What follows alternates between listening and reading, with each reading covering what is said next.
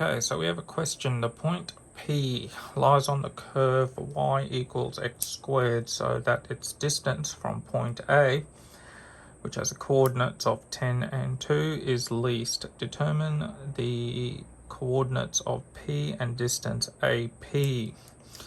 So we've got a diagram whereby there's a parabola. P is located along the parabola, and you've got a point A at the coordinates 10 and 2. It's over exaggerated. P is probably somewhere around here, but for the purposes of the diagram, I just made it really obvious. We need to calculate the minimum distance and the coordinates of P. So at this point, we've got a diagram, but we also know a few bits and pieces. So we know A is at 10, 2, and we know P has coordinates of we'll say x1, y1. Now we actually already know what y is, and that's through the equation of the parabola. So we can just note quickly that the y coordinates would actually be x squared. And they're your coordinates right there. And that's going to come handy for our future steps we're about to do in computing this equation, in computing this question rather. Okay, so we know from the distance formula, we know the which is what we need to do, is minimize the distance or calculate its distance, and that's our second step. And the distance formula is the change in x squared plus the change in y squared, and that's all square rooted. Now I put it to the power half because that's going to make taking the derivative a lot easier. I know it's only one less step, but any steps that can be reduced will help in the long run. And we're going to substitute some values in. We know that we're given 10 and x1, so we'll substitute that in for x, and we will also substitute in the y's, which we know as 2 and x squared. Okay, so it doesn't matter which order it is in, so I'll put in, for the sake of it, 10 minus x. We're going to square it, plus 2 minus y1, and that's all under the square root. Okay, so I haven't quite plugged in what I just said, because that actually is our constraint. So x squared, the parabola itself, is our constraint. So step 3, constraint.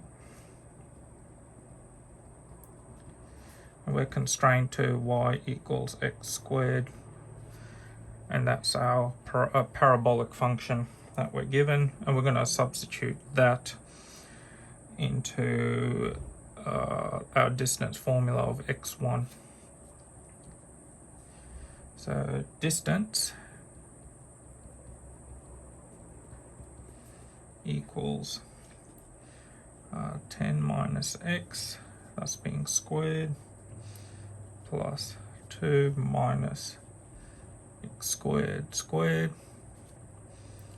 and that's all to the power half. And when we expand that, we're going to get x squared minus 20x plus 100 plus x to the power 4 minus 4x squared plus 4 to the power half. And we're just going to collect the like terms, and we're going to put the highest power first. So x to the power 4 minus 20 x. No, sorry, that's... Oh, forgot the x squared term. Anyway, minus 3x squared plus 104. And that's all under the square root. Okay, so now before I go any further, I'm just going to stop it there for the moment. Now, because this function is under the square root, whatever x is calculated to be, you still have to square root it. So the square root actually has no impact on optimization or the derivative. So technically you can just forget the square root and just calculate these using the chain rule principles, but in an exam situation you can't just do that. You're going to have to take the proper derivative, drop it on drop the power by 1, put it back in its square root, basically the long way. So I just thought I'd mention that there. So, but yeah, by all means, if you're just doing this as an exercise for homework, yeah, you can scrap off the half power and just take the derivative as it is for each term. But anyway, so the fifth step is to take the derivative of the distance with respect to x, and we shall get the half comes out the front. This is going to be long.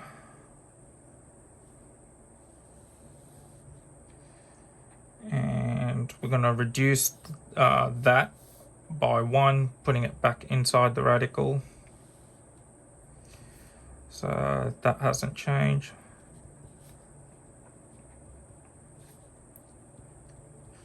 And then chain rule principles, we take the derivative of the inside term. So that's 4x cubed minus 6x minus 20.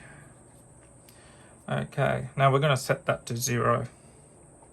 Yeah, and as I mentioned before, when we set to 0, the denominator disappears.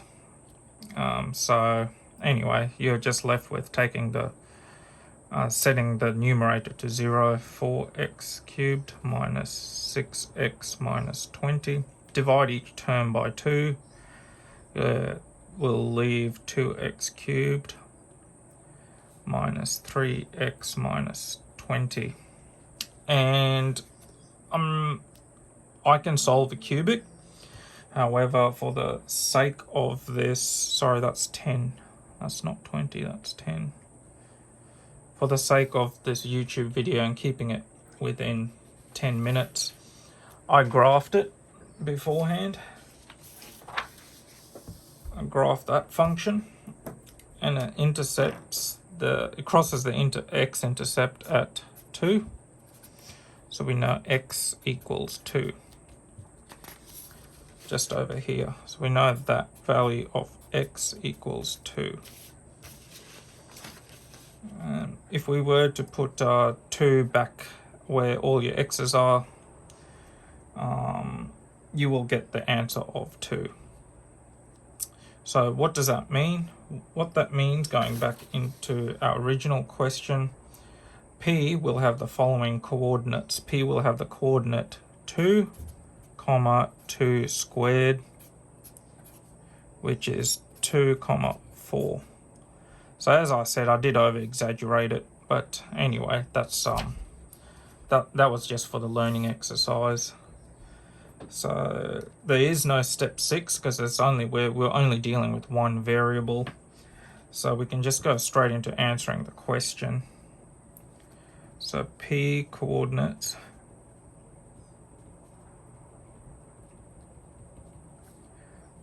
are x equals 2, y equals x squared, which equals 2 squared, which equals 4.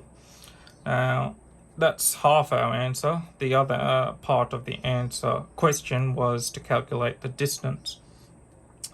And we know the distance formula, which we got from step 2, distance.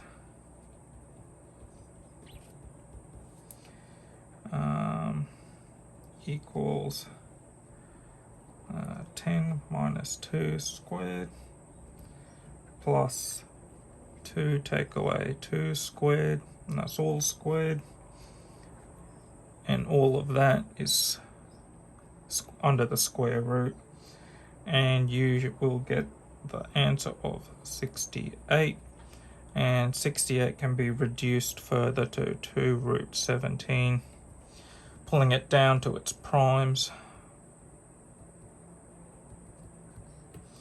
And that's your answer. So the coordinates of P is 2 and 4, and the distance between P and A is 2 root 17. Thank you very much.